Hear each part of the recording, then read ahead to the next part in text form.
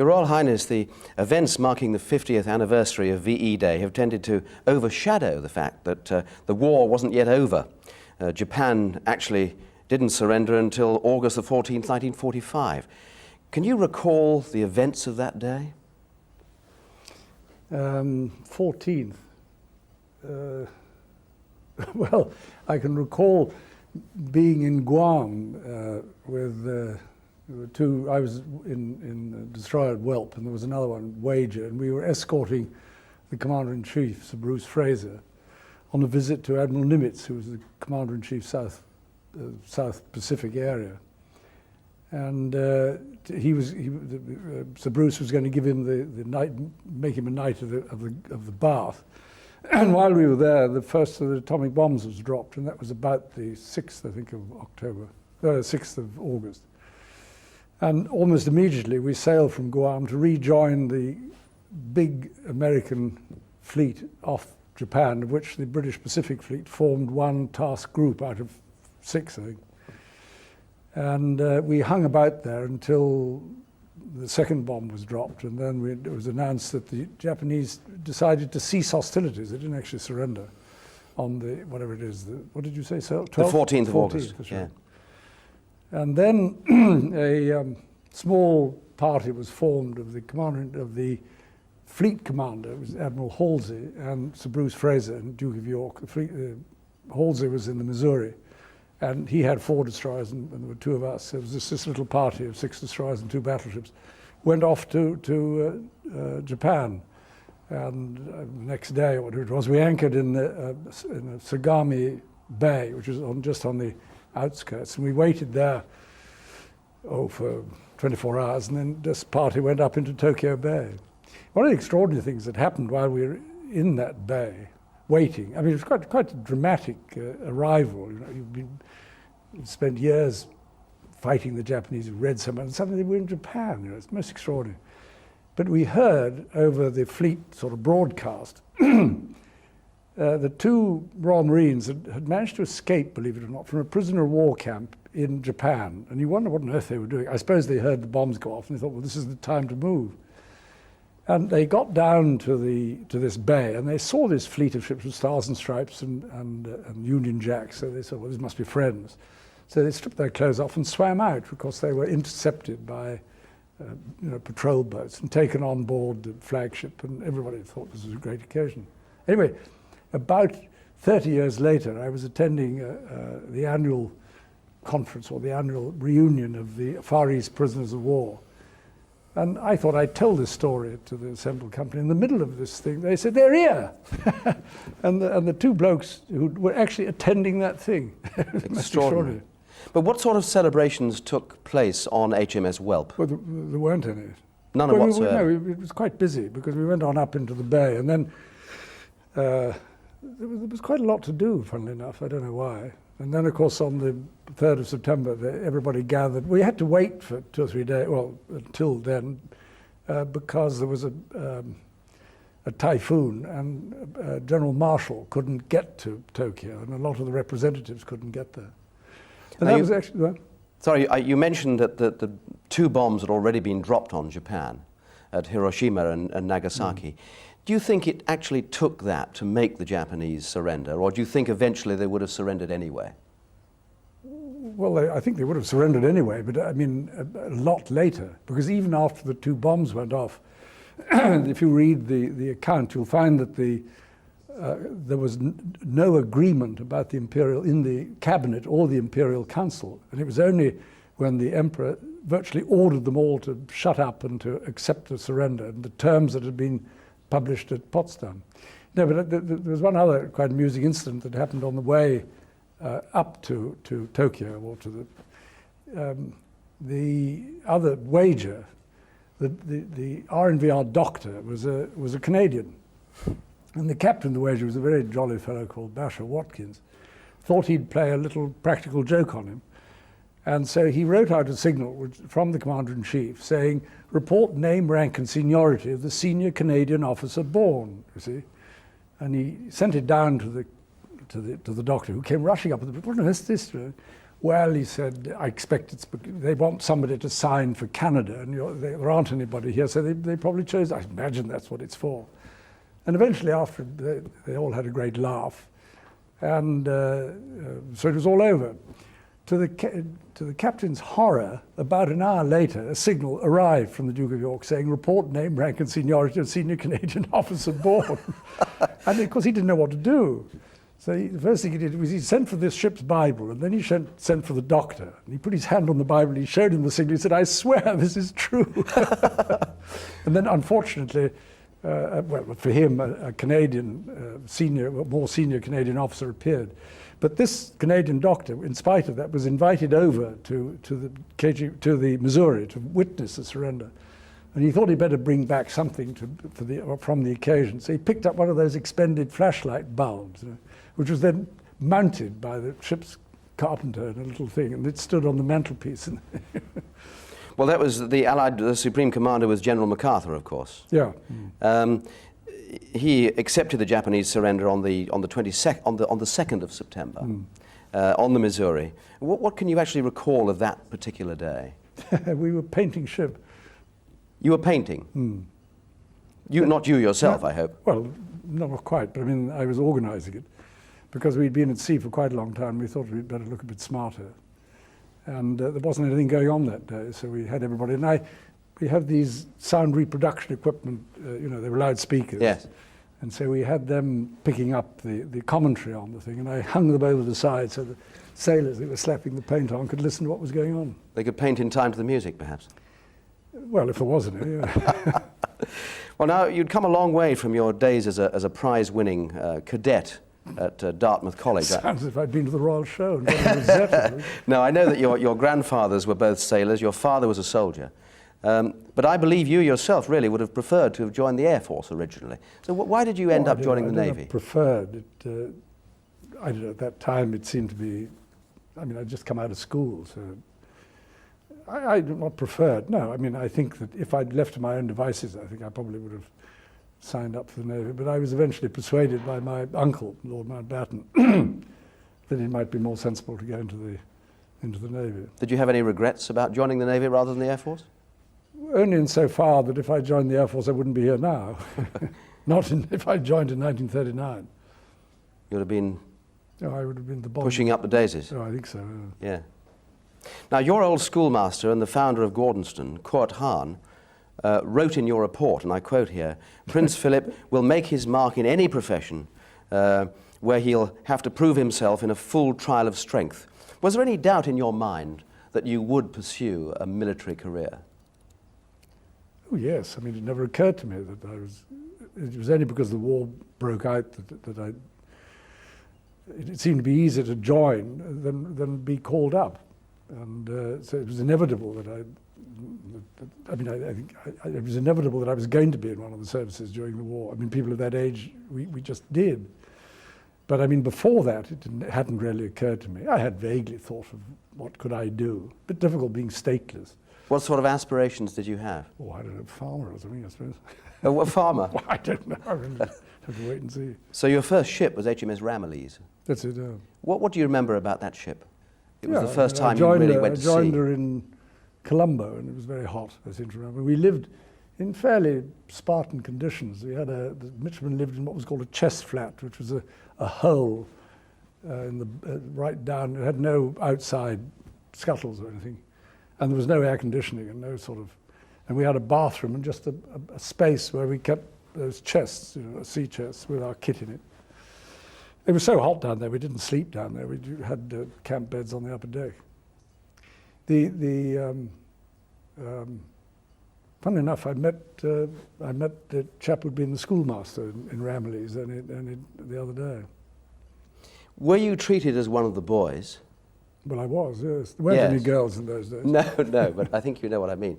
I mean, you were, after all, a prince. Yeah, didn't being plunged amongst midshipmen. No. But the Navy was quite used to sort of curious people like that. There wasn't, nobody stood on ceremony or... No.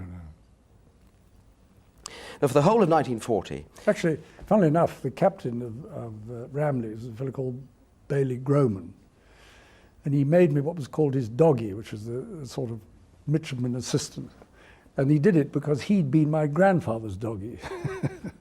So he must have had some stories to tell. Well, I don't know, he's long since. Yeah. But for the whole of 1940, you were kept away from the heavy action. Did you accept that as a prince from a neutral country that there was no option? Well, it didn't bother me very much because the ships that I was serving in were right there anyway. I mean, somebody had to serve them. So, I mean, it just so happened that I was perfectly content. I would have gone up, I suppose. I was moved out of Ramley's when she went to the Mediterranean. I was moved out of Kent when she went to the Mediterranean. And then I went to Shropshire. And then when the Italians invaded Greece, then they sort of lifted the ban, and I was sent to join Valiant in Alexandria. What kind of ship was Valiant?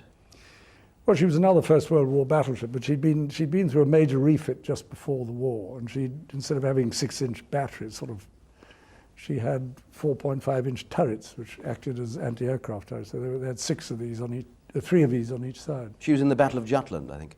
What do you remember about her? Well, I mean, quite a lot, I suppose, because we had 6 quite active months. And within 2 or 3 days of joining, we went out and there was a great bombardment of the Italian held port of Bardia in North Africa, and it was quite impressive. A lot of 15-inch guns going off, which I hadn't heard before, and it made even big ships like that rock about a bit. And then the Italians had the effrontery to shoot back. So it's quite interesting to hear these things whistling over and landing in the water with a great splash beside you. You suddenly realize that life was for real. And you were frightened, obviously? No, it was, I don't know, frightened. It was just surprising. Do you have time to think about fright when in a situation like that? No, not directly. I was more frightened on other occasions. And then very soon after that, we were with taking a convoy to Malta, and there was a tremendous attack on the whole fleet by German dive bombers, the Stukas. And I was watching. I was actually in one of the turrets, but I managed to get my head up through one of the 15-inch turrets. It wasn't doing much good in an air raid. I managed to stick my head out and watched the bombers attacking the Illustrious, the carrier, and they did quite a lot of damage. And then she had to be taken out to the Mediterranean. But there was so much going on, and there was so much shooting, and everybody was rushing about, and noises everywhere. It wasn't a question of fright. It was just, amazement that anything like this could actually happen. Your role as searchlight operator in the Battle of Cape Matapan earned you a mention in dispatches. What can you remember of the battle itself? Well, it was a very long drawn-out affair until we actually got to the point. And the battalions were chased and attacked by swordfish and torpedo bombers, and then they were attacked by the cruisers, and then they turned around and attacked the cruisers. And so all this was going on for days. And one of the Italian, I think it was the Polo, was damaged and stopped. And two other cruisers came back to her assistance during the night. But unfortunately for them, they were detected, and so the battle fleet, which was Queen Elizabeth, Valiant, and I can't remember the other one was, Barham, and the carrier Courageous? No, it wasn't. I can't remember which it was. We ploughed on to where we thought these cruisers were going to be. And Valiant actually had a rather rudimentary radar and picked up these echoes, which were stationary, and so we assumed that's who they were. But I got an indication what direction to point the searchlights, and they said, well, illuminate. So I switched the things on, but I suppose she had a good chance. I actually found a cruiser. Are you sure you're not being modest now? Well, there was not much else to do. It was a very strange sensation, because it's pitch dark. You suddenly turn on these enormous searchlights, huge things. You see this beam shooting out. It was a very calm night. And it picked up. We were so close. I mean, we can't have been more than about 2,000 yards or something. And the beam wasn't big enough to cover the whole cruiser. And so somebody said train right or something, and there was another cruiser. And And with that, everybody started shooting, whereupon they didn't really need much illumination after that. Soon after the fall of Greece in April 1941, Valiant was in action again at the Battle of Crete. This time the Luftwaffe had a real field day. Can you tell me what happened? Well, it was part of the, I suppose people were trying to evacuate the British troops from Crete, the last ones to come out. So we weren't particularly involved in that. I mean, we were milling around some distance, or you could see Crete, but it was some distance away. And there was general sort of usual confusion. Everybody was shooting and airplanes were flying about. And we were, I think it was then, I think it was the day after Matapan that we were hit by 2 bombs, one forward and one aft. How close in succession? Well, it was one stick of bombs, and they went sort of diagonally across the ship, and one hit on the quarterdeck, and the other one just missed the forward. But the whole ship bent like that with the explosions, and actually bent sufficiently for some of the hatches down below to be jammed. So several people rang up and said, "Please, can you get a tin opener? We'd like to get out." You know. But everybody was, I mean, it was, you know, usually people, airplanes flying around, people shooting, everybody shouting, clouds of smoke. And So panic as well? No. It was all fairly controlled, but anti-aircraft fire wasn't highly accurate. And there was so much flying about that it was difficult to follow what was going on. And all the damage was done to cruisers and destroyers, really. We didn't, we were lucky, I think, really, to escape. But how badly did it actually damage the ship? I mean, did you have to... No, at Crete we weren't damaged at all. This happened the morning after Matapan. Yes, but when these bombs hit, did it really disable the vessel vastly? No, absolutely not. No, it made no difference at all. Only one chap was killed, and he was extremely unlucky. I mean, a big box was blown off a bulkhead and just hit him. Is it possible to recall any of the emotions that were felt when you were under attack? No, I don't think so. I mean, there's so much to do. You know, you're so occupied that and everybody knows what they're doing. It's very difficult. You can't sort of sit back and say, well, what do I feel like today? You know? No. I know it's a favourite question of everybody. What does it feel like to do this? What does it feel like to do that? I mean, what does it feel like to do this? Well, I don't know. I wonder whether I'll be asked in many, many years' time. You can't actually train for this, though, can you? Oh, yes, you could do, yes. In fact, there's an awful lot of simulator training goes on, particularly now. And there were simulators during the war. So if you went into the anti-aircraft school, for instance, we had all the noises and all the sort of... So you got used to it. Your uncle, Lord Louis Mountbatten, lost his ship, HMS Kelly, in the Battle of Crete. Was that a major blow for the Navy's morale? Well, an awful lot of ships were lost. I mean, yes, he wasn't the only one. But particularly with Lord Louis on board, high profile. No, I don't think so. I think if anybody was lost, it was... But there was a completely different atmosphere in those days because people accepted that sort of loss. It was part of the fortunes of war. I mean, we didn't all have counsellors rushing around every time somebody let off a gun. You know, said, "Oh, you all right? You know, are you sure you haven't got some ghastly phobia or whatever it is?" He just got on with it. I saw him when he came back to Alexandria because he was picked up, and I always remember because he'd been swimming about for quite a long time in water, so his eyes were sort of bright orange, well, sort of not orange, sort of red with the salt. Colour. No, from the oil in the water. But everybody got back to work again very quickly. Did being involved in the battles of Matapan and Crete change your outlook on life? I mean, young men are notorious for thinking, oh, well, it'll never happen to me. But in fact, it did happen to you. No. I mean, I think we all took it as being part of the business. What were you doing fighting if you weren't going to fight? Coming through any kind of military action must galvanize spirits, though. I mean, were there great feelings of camaraderie with the tension, perhaps waiting for the next encounter? It's terribly difficult to know. I mean,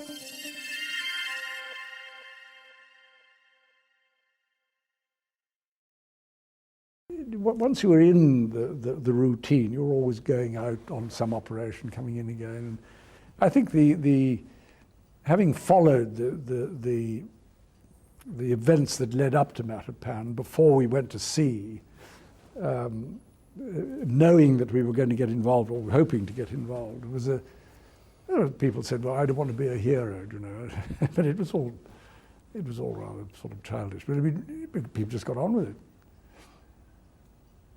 And by the time you appear to have built up a reputation as a man of action who didn't really stand on ceremony, your journey home to the UK by a coal-fired ship, troop ship, for instance, do you remember the Chinese stokers going on strike, jumping ship at Puerto Rico? Yeah.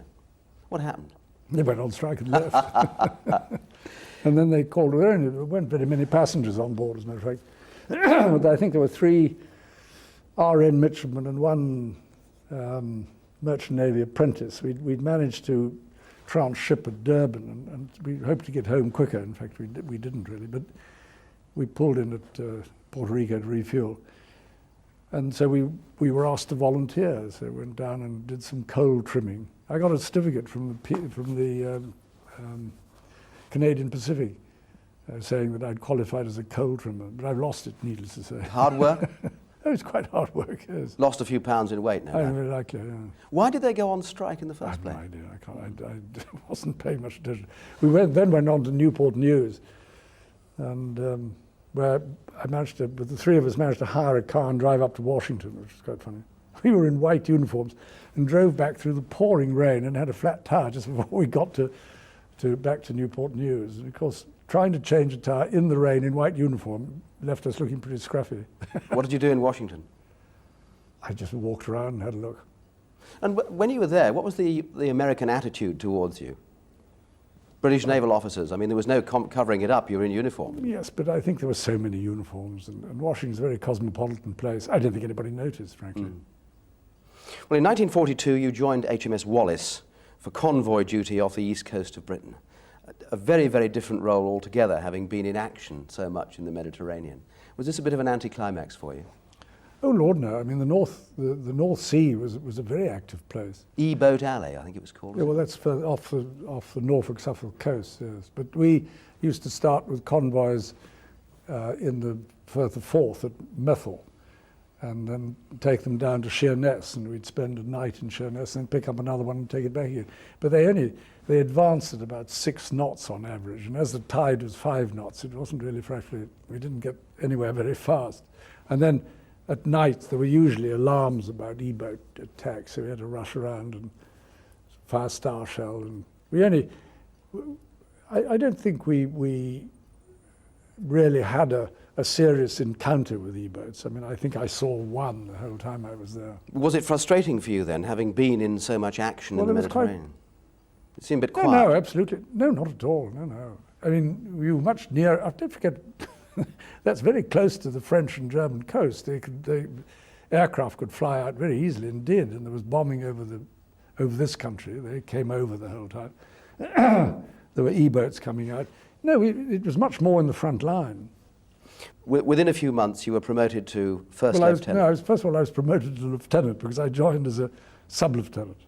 And then after I'd been a lieutenant for whatever it was, I don't know, about 3 or 4 months, the then first lieutenant left, and the captain was left with really a choice of getting a new first lieutenant or moving me up into the slot. So he decided to move me up into the slot and got a sub-lieutenant instead. So that was very good. Were you? Was this part of your desire? Were you very ambitious? No, I don't think so. I was quite surprised, I suppose. And pleased? Oh, yes. Now, there was some friendly rivalry with a young officer, an Australian called Mike Parker, later to become your equerry. How did this rivalry manifest itself? Well, it didn't. Was he not on he was on a ship called Lauderdale, HMS Lauderdale? Is that right? I didn't know him at that time. Right. I only met him in Australia when we were in the same flotilla. He was in Whirlwind, and was it Whirlwind? And I was in Whelp. We were in the 27th flotilla. But I mean, we saw a lot of each other after that because he was one of the ships that was in Hong Kong, and we got to know each other and played squash. That sort of. Good mates. Yeah. Yeah. I read that as a young naval officer, you were pretty much a perfectionist. Is that the case? At what? A stickler for perfection. I don't think so. Not particularly. I mean, I think everybody tried their best to make the best of the job. We had very good people. Some might see the Navy as a rather solitary life for a 21-year-old bachelor, separated from his family, his friends by war and thousands of miles. How did you stay in touch with events back home? Well, by letter. I don't know how else. Who did you write to? Or? Well, my grandmother, I suppose, most of the time. Because my mother was in Athens, my father was in Monte Carlo, my sisters were in Germany, and an aunt was in Sweden, and so I mean there wasn't I suppose in the late Duchess of Kent, who was a cousin of mine who lived here, and I suppose she was the nearest relation I had in this country, other than my grandmother, who I always go and stay with. And you got letters from the young Princess Elizabeth too, I believe, perhaps at that time. Yeah, sort of off and on. Did they mean very much to you in those days? Well, yes. I mean, everybody was glad to get a letter. Yeah. You had been a guest of the royal family at Windsor. What kind of wartime leaders were the King and Queen in those days? What were their great strengths that you had picked up and seen? Well, I only saw them off duty anyway. When they came down to Windsor for a weekend, that's as much as I ever did. I spent Christmas there once. So I never saw them in that light. I mean, they were sort of hosts on those occasions, and it was very much a sort of family party, and exactly as it might have been anywhere else. So I wasn't involved in the what you like to call it, the official activities, and I never saw them functioning, as it were, in their specific or doing any of their particular duties. We've seen great archive material of them walking over ruins in the East End and oh, sure, sort of but thing. I mean, I wasn't around. Well, no. I was, but I mean, not when they were there. I mean, I was not very far from here on leave from Rosyth, and I was actually having a bath rather comfortably in my uncle's flat in the top, well, little house he had in Chester Street. And I was lying there thinking, this is rather splendid, and wondering what I was going to do that evening, when a doodlebug went past the window, and it landed just not very far away back there with a loud crump. Made you get out of the bath pretty quick and dry yourself. Well, I reckon it was too late by then, so I just stayed in the bath. During the spring of 1944, your new ship, HMS Whelp, was being built in Newcastle. You spent some time around the shipyard waiting for the completion of work. Was that duty very frustrating, waiting for your ship? No, it wasn't at all frustrating. What you had to do, a ship, while it's being built, they send a certain number of people in advance, the chief engineer and the first lieutenant, who's the executive officer, the administrative officer, on ahead to, in a sense, to supervise the final fitting out. And there are all sorts of little things. They say, where would you like this piece of kit? Where would you like that? And how would you like this arranged? And you had to, stores were coming in, you had to, so that the thing was a combination of work together with the builders, which was Hawthorne, Leslie and Hepburn, and for the Navy, if you know what I mean, for all the sort of internal naval arrangements. Then you had to write things like standing orders and look and see who you were going to get. And then people drifted in all the time, so you had to accommodate them. And I mean, it was a sort of administrative business, simply getting the ship ready for commissioning. And you were living at that time in a boarding house? No, in a hotel. I think it was called the Gordon Hotel, somewhere or other. I can't remember what it was. Sort of residential hotel? I think so, yes. Yeah. Which probably gave you an insight into the man in the street, as it were. The man in the street live in a hotel? Well, if you would like to put it that way. I mean, we had lots of men in the street, off the street in the Navy. I mean, most of the ships, most of the men in Wallace came from Liverpool. And a lot of the ones in Whelp came from South Wales. But you don't understand, if you're in the services, you meet people from all walks of life. I mean, you just live with them. You know, it's not. The only difference is that people have different responsibilities. So you're glad that you were in the services then? Oh yeah. It gave you a greater insight, perhaps, to. Well, I didn't do it with that end in view. But that is what you get at the end of it. You get to know people of every kind of background. Which you wouldn't necessarily have done. What? Which you wouldn't necessarily have done had you not been in the services. Yeah, you could say that. By now, Italy had surrendered. By when are we now? D-Day was a couple of months away. From a military perspective, did you feel the tide had turned in the Allies' favour? Well, it obviously had, hadn't it? I mean, yes, it had. But landed. Were you aware of it? Oh, yes, we knew exactly. We were in, because we just commissioned, the whole of the 27th Flotilla, or most of it, except for one that had got damaged, were all up in Scapa Flow. And we were the only inhabitants of Scapa Flow during the invasion, because we literally all just been commissioned. And as soon as the invasion had taken place, and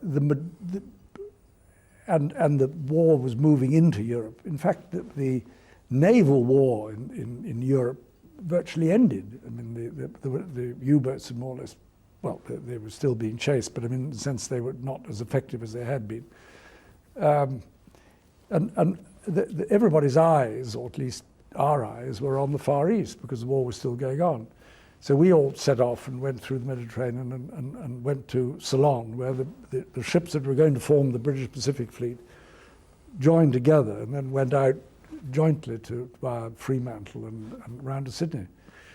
And a proportion of ships stayed in Trincomalee in the East Indies as the East Indies Fleet, working with the Burma, in a sense, as part of the Burma War. So what was the state of the Pacific War at this time? Well, it was... The Allies had begun to get on top. It was quite bloody. Well, the Allies, it was the Americans, there weren't anybody else. And they'd got on very severely on top. They'd retaken most of the islands which the Japanese had occupied at some stage during the war. They'd worked them right back. And when we arrived, they were just invading Okinawa. And we only got in to the invasion of Iwo Jima, but that was almost entirely an air war. I mean, it was the carriers flying off aircraft for interdiction bombing and generally supporting the Americans on a flank. Because you've got to remember that there were two fleets. Well, there was one fleet in the Mediterranean, depending in the Pacific. It was either called the Fifth Fleet if it was commanded by, I think, Admiral Spruance, and it became the Third Fleet. It was commanded by Admiral Halsey. But it consisted, I think, of 4 or 5, I can't remember exactly how many, carrier task groups, and each group had 4 or 5 carriers in it. And each group had 4 or 5 carriers and 3 battleships and 5 cruisers and about 30 destroyers, all arranged in a sort of circles. And the British Pacific Fleet was one of those, and on a slightly smaller scale. We only had 4 carriers and 2 battleships, but otherwise, and it operated on the flank, as it were. What kind of nation, naval nation, was Japan? Well, she had I suppose, I don't know, it had quite an effective fleet. It had enormous ships, but by that time, there was really virtually no, I mean, all the major battles had been fought. The Americans, and they were mostly inter-carrier battles, very few inter-ship battles. And there were a few inter-ship battles, but most of the major Japanese units had actually been sunk by then. So that when the fighting moved up into Japanese home waters, I mean, there was no surface opposition at all. In any case, if they sucked their nose out, they would have had about 600 airplanes over ahead of them. So I think they kept their heads down. Did you come across any kamikaze pilots? Yeah, no, pilots. Or kamikaze activity? Oh yes, we saw quite a lot of that. What happened was one of the destroyers was always put as what we call plane guard in the middle of this circle, and the carriers on the next circle out, as it were. And the chap in the middle, if any airplane crashed or fell overboard, you rushed up and picked up the pilot. But we were in the middle one day, and we had an American liaison officer on board, and naval officer, and a kamikaze hit. I think it was the Indefatigable or in the Implacable, I can't remember, right where the island meets the flight deck, and there was a really crump and bits went up and smoke all over the place. And the American turned white and said, "Oh God, she's gone." And anyway, so we watched this. We weren't very far away. We were watching this through binoculars.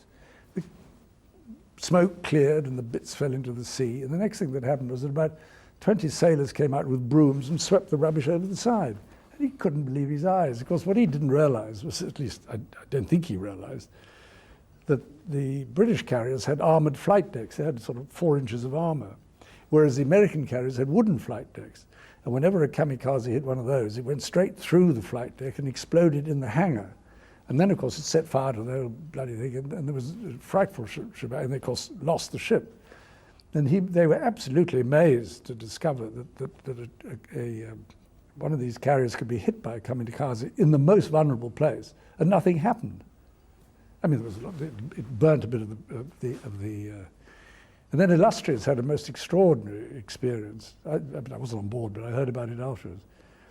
They had, sticking out in front of the compass platform, where the command stood, which sticks out in front of the island, they had a big radar aerial, sort of cheese thing, about 6 foot across and about that deep, and this aerial going around inside.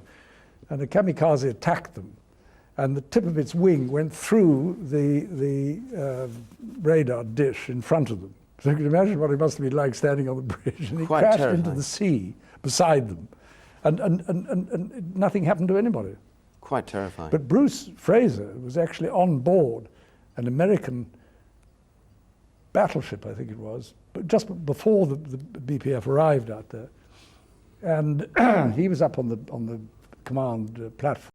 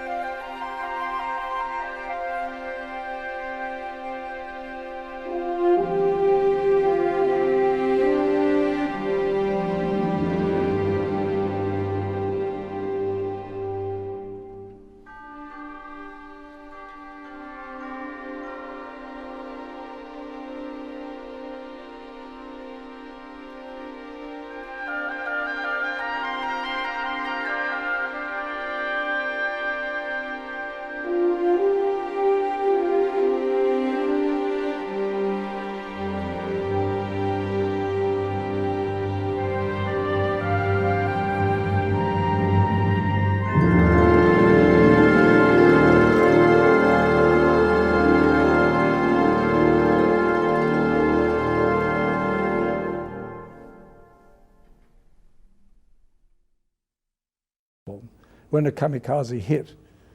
And he had General Lumsden, a Royal Marine, standing next to him, who was killed outright, and several other people were badly wounded on the bridge. And Admiral Fraser absolutely didn't have a scratch. Most extraordinary. Were there feelings of envy as Europe celebrated victory over the Germans and looked forward to peace, while the job, in fact, in the Pacific still had to be completed? No, certainly not envy. I think relief. I mean, we were all delighted that it was over in Europe. I mean, don't forget that everybody on board had families and friends at home, so they were absolutely delighted that it was over. You know, they didn't have to worry about their wives or parents or girlfriends. Did you take any time to celebrate VE Day? Did you have time? We were at sea.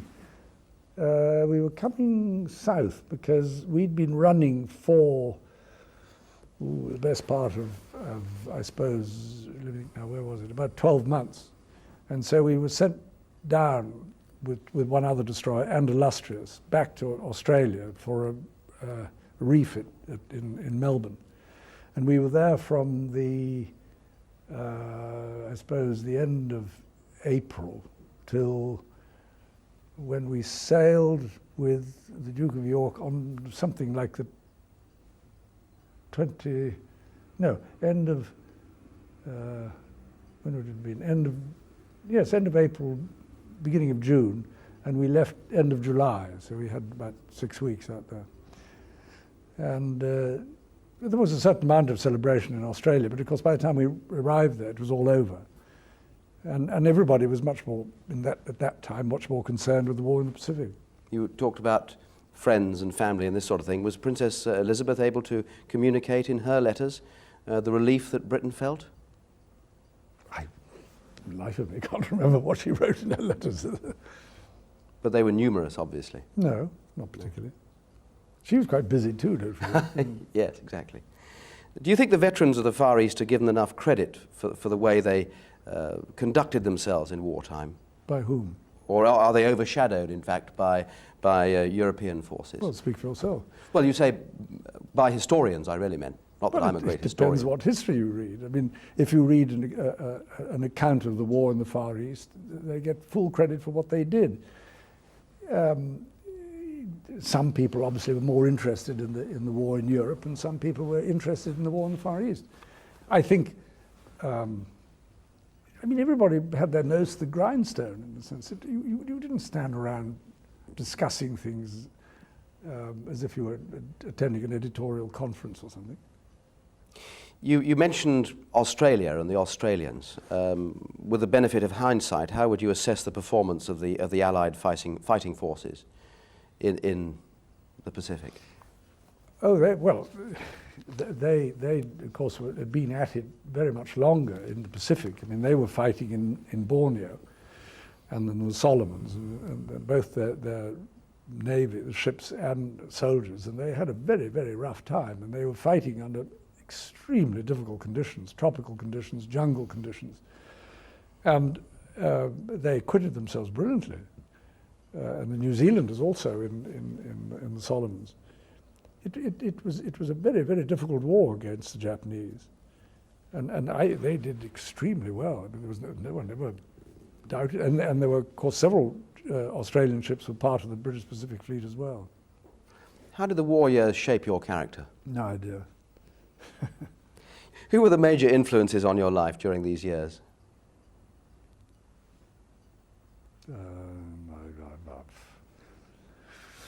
I suppose that's a very difficult question to answer. The first captain in Wallis was a fellow called Teddy Hayward Lonsdale, who was a great character, and I was very fond of him. And he had he'd been in the Navy, then went out and then came back again, and was a great.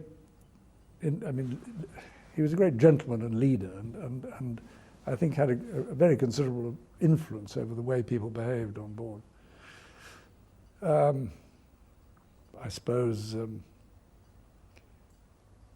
I mean, all the sort of people you served with had an influence on you, you know, whether they were the captains. Captain Norfolk, for instance, he was a commander then, had an influence. The captain, and then friends, other first lieutenants, because you've got to know, that's how I got to know Mike Parker, but I mean, there were 7 or 8 of us, all first lieutenants in the same flotilla, so it was a sort of first lieutenants club, you know, we all got to know each other, and we all had the same jobs. Of all the ships you sailed in, does one particular one stand out as being your favourite? Well, what do you mean during the war, or at all? Yes, during the war. Well, I suppose I spent longer in Whelp than in any other, and I was first lieutenant, second in command, in a sense, from beginning to end. So, yes, that was probably, and it took me all the way from Scapa Flow to Tokyo and back again. Your final job in the war on HMS Whelp was to transport prisoners of war. Yes. What sort of condition were they in?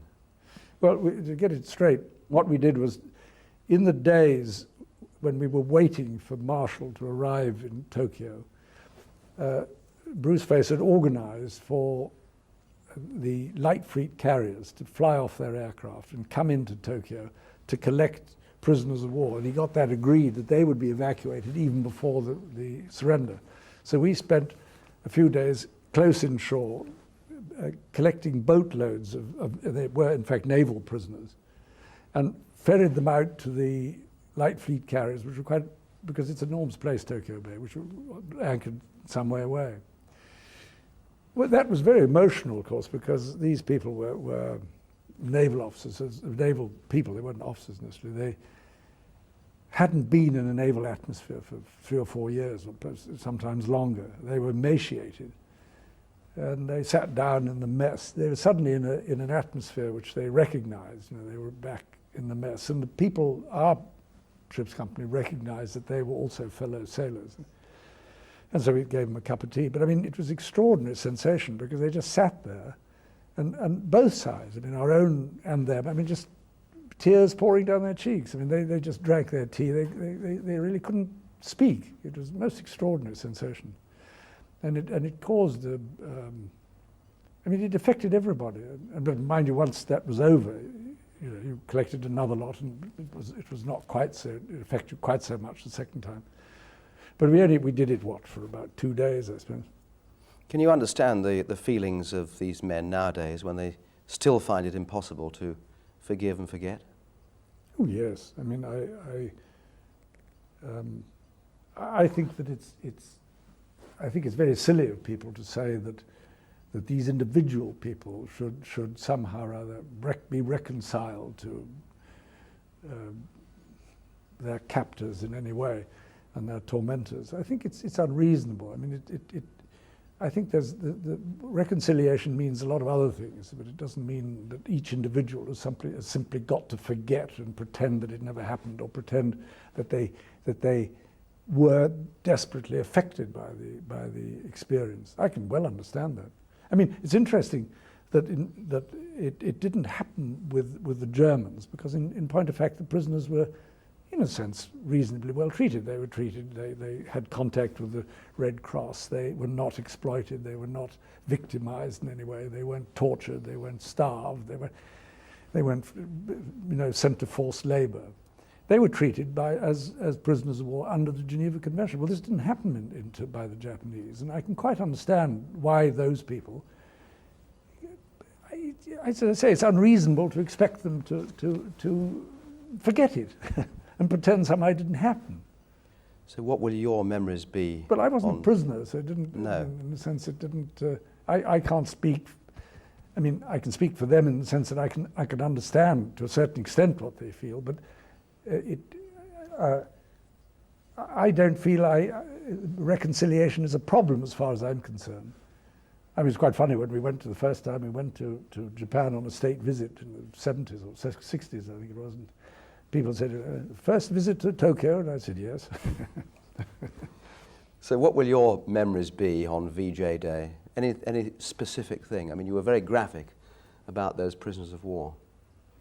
Well, I mean, that's one thing. And of course, being in Tokyo Bay with the surrender ceremony taking place in a battleship which was, 200 yards away, and you could see what was going on with a pair of binoculars.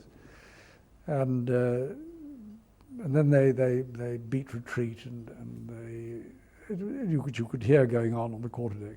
Actually, the beat retreat was in the King George V. That was Admiral Rawlings, who was second in command, and that was everybody moved over there. I wasn't on board, but you could hear it going on. But and then by that time, of course, a lot of other ships had come in. We were only in there on our own to begin with. Must have been a very impressive sight. Well, it was a great relief. I mean, it was that wonderful feeling that, and I remember because from there we went on to Hong Kong. And the most extraordinary sensation when we sailed, we suddenly realized we didn't have to darken ship anymore. We didn't have to close all the scuttles. We didn't have to turn the lights out.